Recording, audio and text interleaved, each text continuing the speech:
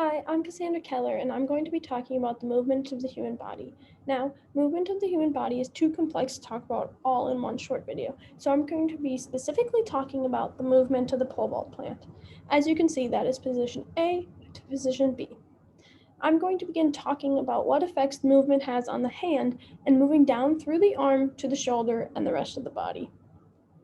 Beginning in position A, you can see the wrist is stable and the hand is flexed in the cylindrical grip or on the pole. This trend continues into position B, the stable wrist and the flexed digits. This takes a considerable amount of muscles in order to accomplish this alone. Looking here, we can see just to flex the digits of the hand takes 4 muscles alone.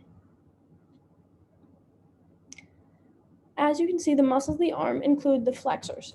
These flexors are what helps hold the hand in the cylindrical grip. So the flexors include the flexor carpi radialis, the flexor pollicis longus, and the flexor digitorum.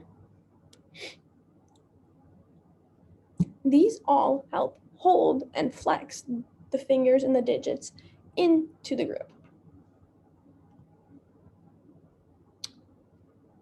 Moving down to the arm in position A, we can see one elbow is flexed and the other is fully extended. And moving to B, both elbows become extended. The muscles in this movement are the triceps, biceps, brachialis, and brachioradialis. Now, the triceps are the main contributor to the elbow extension, like the movement from flexion to extension, as it contracts concentrically. But once in position B, all of these muscles are mainly for stabilizing. So the biceps, brachialis, brachioradialis, and triceps all are used to hold the muscle and the arm in that position.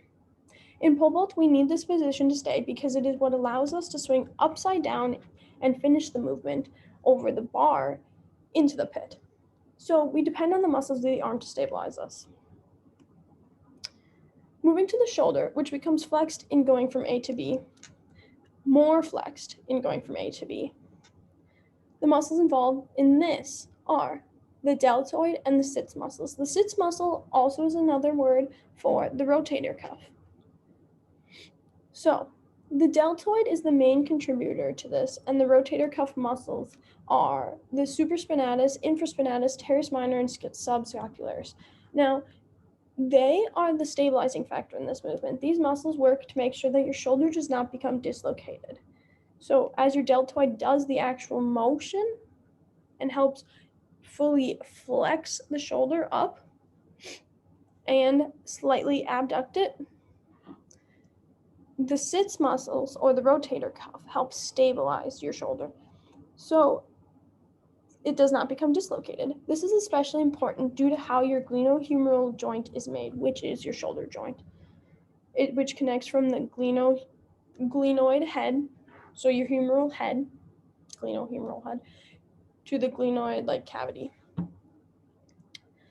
So the glenohumeral joint is composed of a shallow cup shape and the head of the humerus resting inside.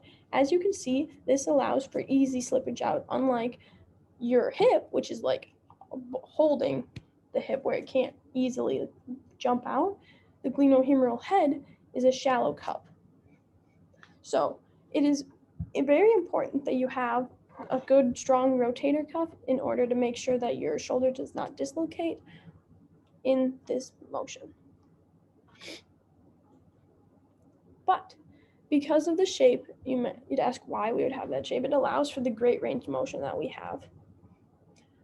Moving down the body again, we are going to be looking at the anterior and posterior pectoral girdle. So that is your chest and your back.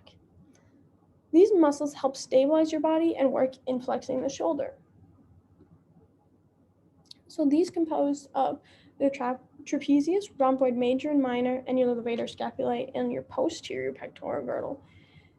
And the pectoralis major, subclavius, serratus anterior, and latissimus dorsi on your anterior pectoral girdle.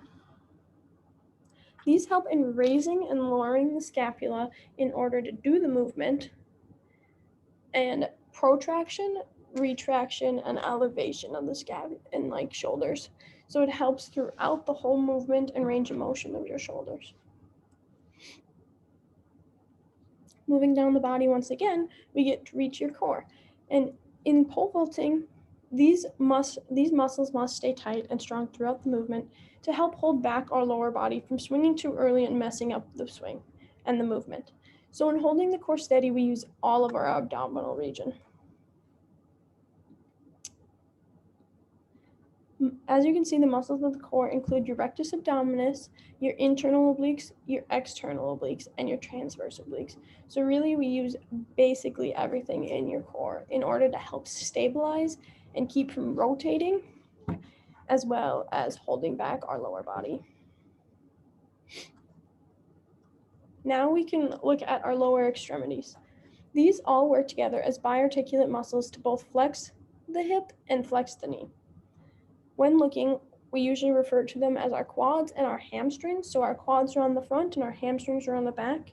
So the hamstring works to hold the stable leg. As you can see, moving from position A to position B, it is the foot that stays on the ground. So the hamstring works to hold the stable leg in the extended position. And the quads work really to flex up the hip into the driving knee. So as we can see here, these muscles of the hamstrings include the biceps femoris, semitendinosus, and semimembranosus.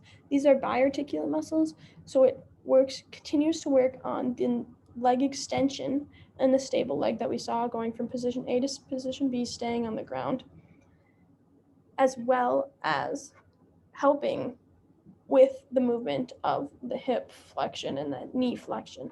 Because it's biarticulate and crosses two joints, it helps allow us with these different movements.